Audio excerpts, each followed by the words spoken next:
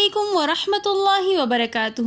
آج کے سبق میں ہم سورۃ البقرہ آیت نمبر 30 سے لے کر آیت نمبر 33 تک ترجمے کے ساتھ پڑھنا سیکھیں گے۔ آئیے اپنے سبق کا آغاز کرتے ہیں تعوذ اور تسمیہ کی تلاوت سے۔ اعوذ باللہ من الشیطان الرجیم، بسم اللہ الرحمن الرحیم۔ وَإِذْ قَالَ رَبُّكَ لِلْمَلَائِكَةِ إِنِّي جَاعِلٌ فِي الْأَرْضِ خَلِيفَةً قَالُوا أَتَجْعَلُ فِيهَا مَن يُفْسِدُ فِيهَا وَيَسْفِكُ الدِّمَاءَ وَنَحْنُ نُسَبِّحُ بِحَمْدِكَ وَنُقَدِّسُ لَكَ قَالَ إِنِّي أَعْلَمُ مَا لَا تعلمون۔ اور جب کہا آپ کے رب نے فرشتوں سے کہ بے شک میں بناؤں گا زمین میں خلیفہ، تو کہنے لگے فرشتے کیا آپ بنائیں گے اس میں جو فساد کرے گا زمین میں اور بہائے گا خون، جبکہ ہم آپ کی خوبیاں بیان کرتے ہیں اور آپ کی پاکی بیان کرتے ہیں۔ قالا، تو اللہ پاک فرمانے لگے بے شک کہ میں جانتا ہوں جو تم نہیں جانتے۔ وَإِذْ، واو بمانے اور، اذ جب، وَإِذْ اور جب، قالا کہا، ربک آپ کے رب نے، للملائکۃ فرشتوں سے، انی بے شک کہ میں، جاعل بنانے والا ہوں، فی الارض زمین میں، فی بمانے میں الارض زمین، فی الارض زمین میں، خلیفتاً خلیفہ۔ قالو، تو فرشتے کہنے لگے، اتجعلو کیا آپ بنائیں گے، فیہا اس میں یعنی زمین میں، من یفسدو جو فساد کرے گا، فیہا اس میں، ویسفک الدماء ویسفکو اور بہائے گا، الدماء خون، ویسفک الدماء اور خون بہائے گا، واو بمانے اور، نحنو ہم، ونحنو اور ہم، نسبحو آپ کی خوبیاں بیان کرتے ہیں، بحمدکا اور آپ کو یاد کرتے ہیں، ونقدس لک اور آپ کی پاکی بیان کرتے ہیں۔ قولا اللہ پاک فرمانے لگے، قولا کی ضمیر اللہ کی طرف لوٹ رہی ہے، قولا فرمایا، انی بے شک کہ میں، اعلم جانتا ہوں، مالا جو کہ نہیں جانتے، تعلمون آپ لوگ۔ وعلم اور سکھا دیے، آدم کو، الاسماء نام، کلہا سب چیزوں کے، ثم پھر، عرضہم ان کو پیش کیا، علی الملائکۃ فرشتوں کے اوپر، فقالا کہا، انبئونی بتاؤ مجھے، باسمائی نام، ہؤلائی ان چیزوں کا، ان کنتم صادقین اگر تم سچے ہوں، ان بمانے اگر، کنتم ہو، صادقین سچے۔ وعلم آدم الاسماء كلها ثم عرضهم على الملائكة فقال أنبئوني بأسماء هؤلاء إن كنتم صادقين۔ اور جب سکھا دیے نام آدم کو سب چیزوں کے، پھر ان کو پیش کیا فرشتوں پر، عرضہم کی ضمیر جاری ہے آدم علیہ السلام پر، ثم عرضہم پھر آدم علیہ السلام کو پیش کیا فرشتوں پر، فقالا پھر اللہ پاک نے فرمایا، انبئونی باسماء ہؤلاء کہ مجھے بتاؤ ان چیزوں کے نام، ان کنتم صادقین اگر تم سچے ہو۔ قالوا سبحانك لا علم لنا الا ما علمتنا۔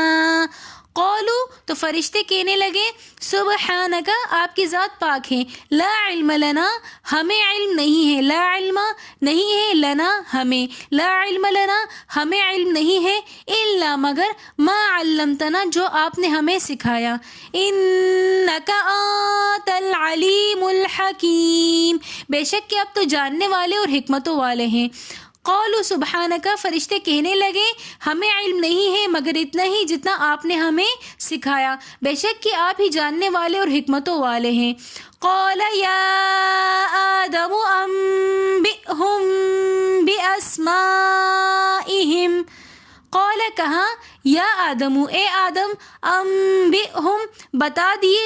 دیجئے ان کو، باسمائہم ان چیزوں کے نام، فلما انبأہم بِأَسْمَائِهِمْ فَلَمَّا پس جب انبأہم ان کو بتا دیے بِأَسْمَائِهِمْ نام ان چیزوں کے